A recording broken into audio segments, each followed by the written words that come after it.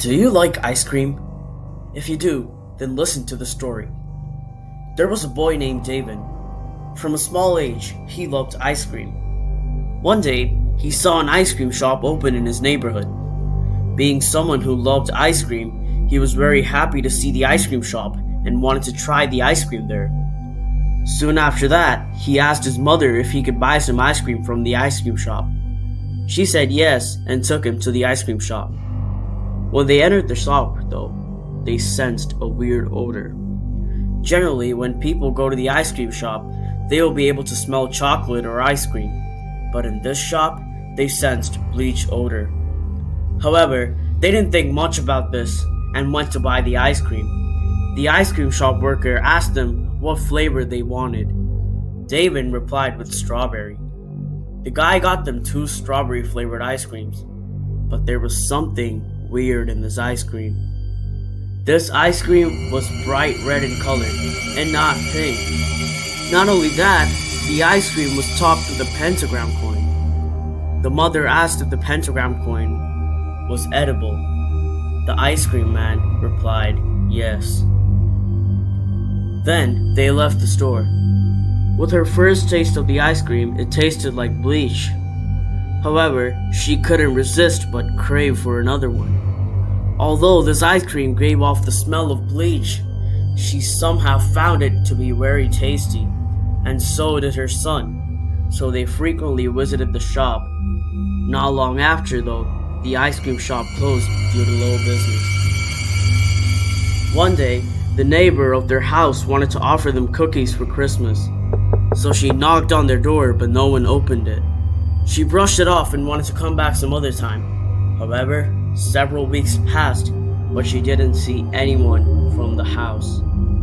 Almost a month later, she was afraid and she called 911 to report them missing, since it had been a long while since she saw her neighbors. The police, who wanted to investigate, broke into their house to find something shocking. There, on the floor, lie the dead bodies of 2 people amidst a bright red pentagram.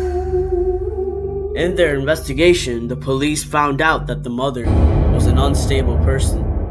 They found out she had been feeding herself and her son food contaminated with bleach. They eventually died from the intoxication. What they couldn't explain, though, was the bright pentagram in which they were found dead. Did the ice cream shop have something to do with David and his mother?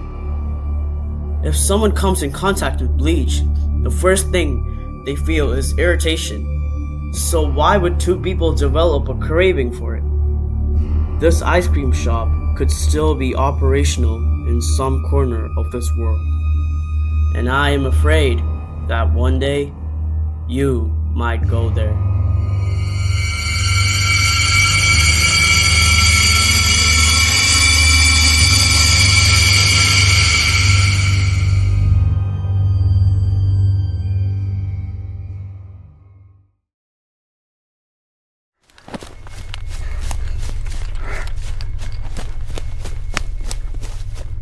Have you ever met a psychopath? This was my experience when I was on a road trip. One day, I was going to my grandmother's house, which is 7 hours away from my house. To get to my grandmother's house, I had to go through several villages, which mainly had country roads. I started my journey from my house at around midnight because I wanted to surprise my grandmother in the morning for her birthday. And so I took my car, and I was out on the road, driving.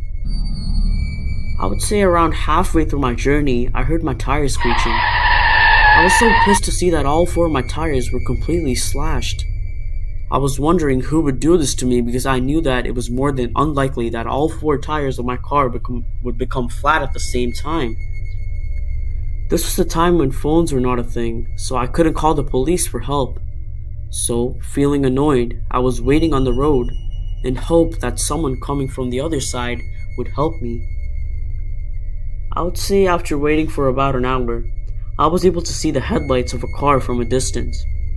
I walked to the middle of the road and waved at the vehicle to force it to stop. At first, I thought the driver was going to stop right in front of me, but then I realized he was approaching me at a faster rate. as if he wanted to run me over with the car. Eventually, he stopped a few meters ahead of me. Then he made a gesture signaling for me to come to his car. Being naive, I explained my situation to him and told him that dropping me off at the nearest car service or police station would be of great help. All of a sudden, the man took out a napkin from his pocket and covered his hand over my mouth and my nose. I was about to punch him after removing his hand from my face, but he was strong. Soon, I passed out and everything in front of my eyes was completely black. After a while, I woke up and saw that he was not in his seat. I was in his car with the door on his side open.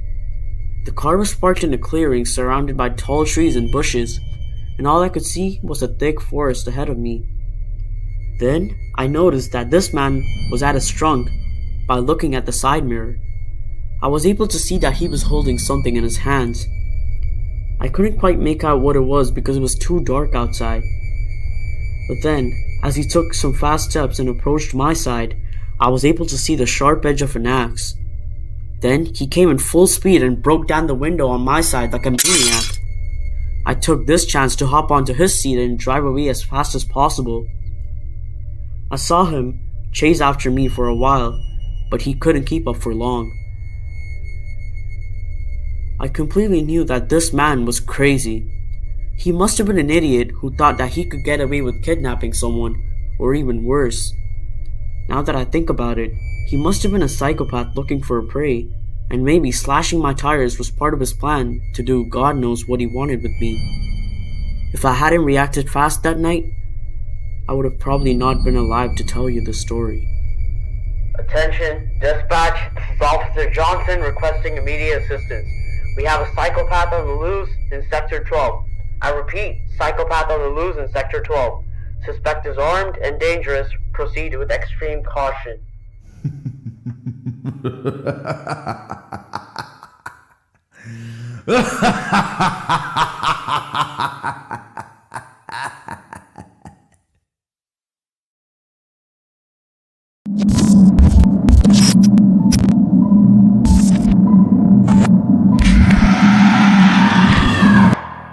This story is told in the perspective of a girl. The story is as follows.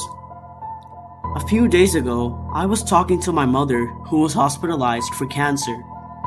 Knowing that this was probably one of my last days with her, I was talking to her about the memories that we created in my childhood. My mother reminded me of a series of incidents which I vividly remembered when I was young. She was talking to me about the tragic incidents in my life and how I baselessly blamed my imaginary friend for it. As she told me the story, I was listening dumbfounded. During my childhood, I had a friend called Natasha, who only me and my brother could see. Unlike other girls, Natasha was very quiet and reserved. She did not talk to anyone else but me. One day, I asked her why she was always quiet. She started crying and told me that no one thought she was real. However, I knew for sure that she was real. On certain occasions, my brother was able to see her as well. Unlike me though, he was creeped out and bullied Natasha. She didn't seem to like this. I understand no one would like it when they are bullied. One day, my brother crossed the line and went on telling her that both her and I are stupid because we were not like other kids. That night, I saw Natasha walking in the corridors of my house. But something was unsettling about the way she walked, or should I say crawled. Natasha was crawling, facing upwards, pacing forward and back in the hallway. I called out to her, but she seemed to ignore me. Then, I saw her go into my brother's room. The next morning, I saw my mother knocking on my brother's room's door. When he didn't answer, both my mother and I were worried. We eventually broke into his door to see him dead in his closet. There was blood oozing from both of his eye sockets and a blanket drenched in blood over his face. The window of the house was broken. Then, on the wall was writing in blood which said he didn't believe I was real. This incident changed my relationship with Natasha. I didn't see her for several months after that. One day, she came back, the same way she was crawling the night my brother died. This time, she was crying, asking for forgiveness from me for playing with her brother. I asked her to go away and never come back, but I don't think she listened. Ever since that encounter, unsettling happenings took place in my house. It began with a car accident in which my father lost his life, and my mother went into a coma with severe injuries. I knew that Natasha was behind this because I saw her smiling at us after the accident. Since I was still a child, I was put in the foster care until the age of 18. When I was in the foster care system, I saw that my care families and friends were constantly troubled by Natasha. I asked her to stop, but she only gave me two choices. She asked me to be her friend or accept the consequences that my close ones suffered. This was the reason why I had been shifted to many different homes and families. A few months after I turned 18, my mother gained consciousness and I stopped seeing Natasha less often. However, the happiness I got from that didn't last long, since she found out that she was having cancer. I suspect that this could also be Natasha's fault. Even as I'm telling you the story right now, she is looking at me and smiling. She's threatening me to either accept her as my friend or face the same fate as my family.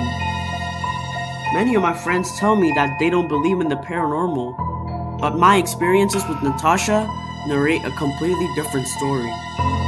Natasha is real, and one day, I'm afraid that she might harm me as well.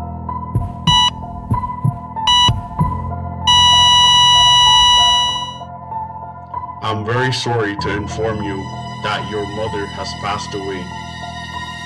Our thoughts are with you during this difficult time.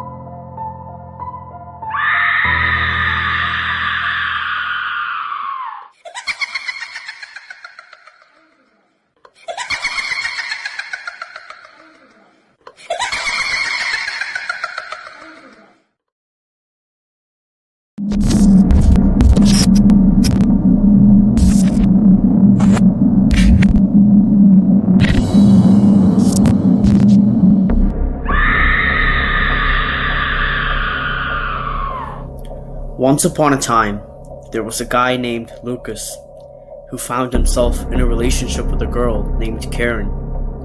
At first, everything seemed fine, but as time went on, Lucas started noticing some strange behaviors from his girlfriend. Karen was what some people would call a Karen. She would constantly trouble Lucas with her crazy antics. Whenever other girls smiled or dared to strike up a conversation with him, Karen would become ridiculously jealous. It got so bad that she once went as far as actually killing someone who would simply smile at Lucas. It was a horrifying experience that Lucas never expected. Lucas, who felt very uncomfortable after this incident, broke up with Karen. But instead of moving on with her life, she wanted revenge for dumping her. So, she started stalking Lucas everywhere he went, always keeping a creepy eye on him. It began to feel like she was suffocating him and invading his privacy. It seemed like no matter where he turned, Karen was there, watching his every move. When he went to the bar, the mall, or even his house, he was always able to see Karen. One fateful day, Karen's actions escalated to a dangerous level. She devised a plan to spoil Lucas's life completely, and even attempted to harm his parents. She hired a local gang leader and their members to set his house on fire, but luckily, Lucas and his parents escaped. It was a terrifying incident, and Lucas knew he couldn't let her continue ruining their lives. Thankfully, the authorities intervened, and Karen was arrested for her crimes. It seemed like justice had been served, and Lucas could finally breathe a sigh of relief. However, his relief was short-lived when he received a chilling message from one of Karen's friends. The friend claimed to have recently seen Karen, and she was still obsessed with Lucas. It was said that Karen had been cutting Lucas's name into her body as a twisted expression of her undying love.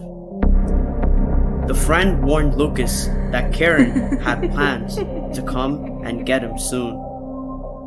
Recently, Lucas saw her stalk him near his new apartment.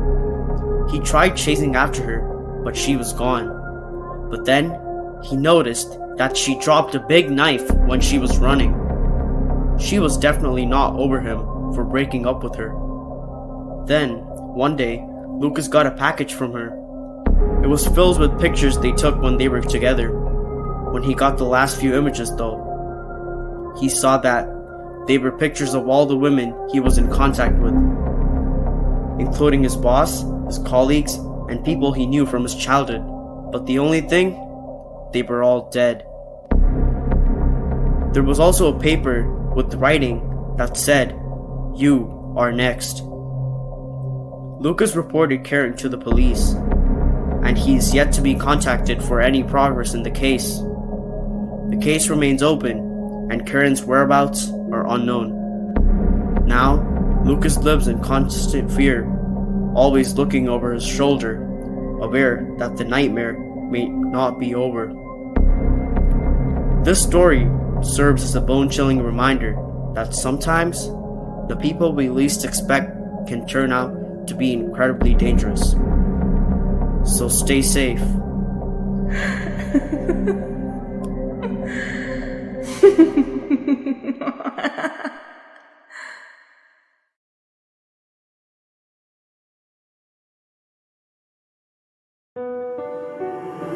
Yo, he's chasing me.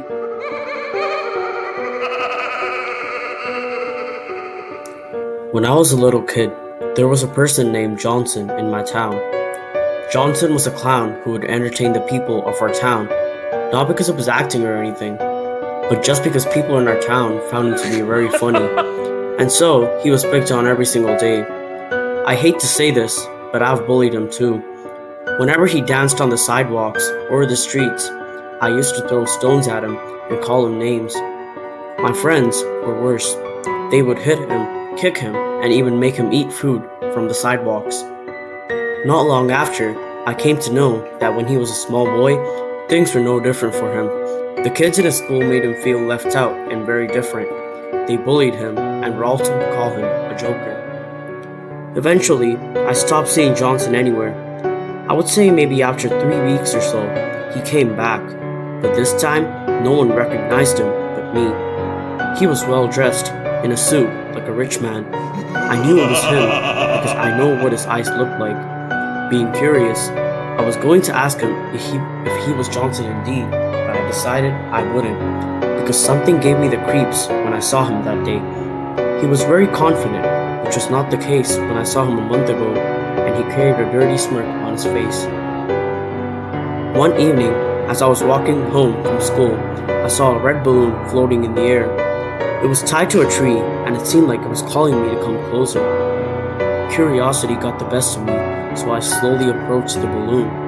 Suddenly, Johnson appeared out of nowhere, grinning from ear to ear, his face painted in white, his nose red, and his hair wild.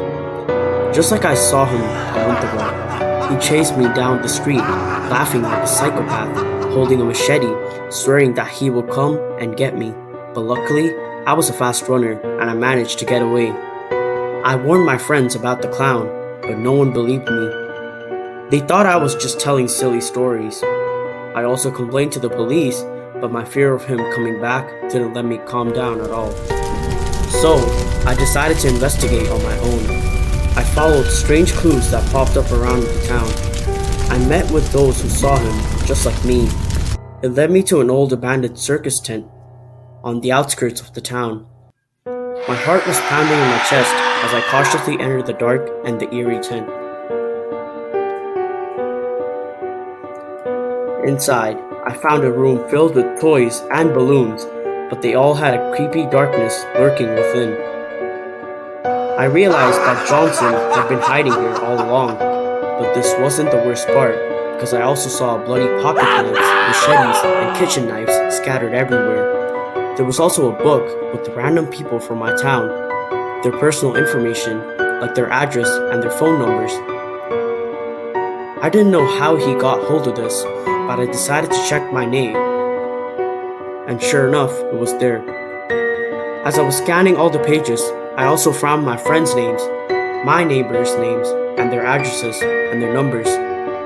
Being creeped out, I called the police and asked them to come immediately to the location. I thought to myself that this was no person, but a predator that preyed on the children of our town. And that's when my biggest nightmare came true. I saw the shadow of a person behind me through the moonlight that was coming into the tent. And there he was, standing right behind me, and before I knew it, I was knocked out. I woke up to see myself tied to a chair, with Johnson sitting in front of me, alone. He brought with him a big knife and started frantically jabbing it between his fingers, which were placed on the table. Then he said that if he does this 5 more times and manages to cut his fingers even once, he will start inflicting the same pain on me. Hopelessly, I saw him play with the knife 5 more times. With each time, he increased his speed, but not once did he stab the knife into his fingers. I was getting scared that he might do something to me, and that's when I heard the police sirens. The man yelled loudly in anger, and before he came charging towards me with the knife, he was caught. I woke up at a hospital, relieved that he was caught, but unfortunately, I later found out that he came looking for me after brutally harming my friends. The police confirmed that Johnson was mentally ill, which explained his demented actions. He was on the run for robbing, harming, and kidnapping children in various towns. To this day, I cannot sleep properly. The thought of him barging into my room like he did into the tent that night gives me the chills, even now. I just hope that he's receiving the punishment and care that he deserves. The last thing I ever want to hear is his hysterical laughter echoing nearby to haunt me that he's always here, somewhere, hiding in the dark to catch me.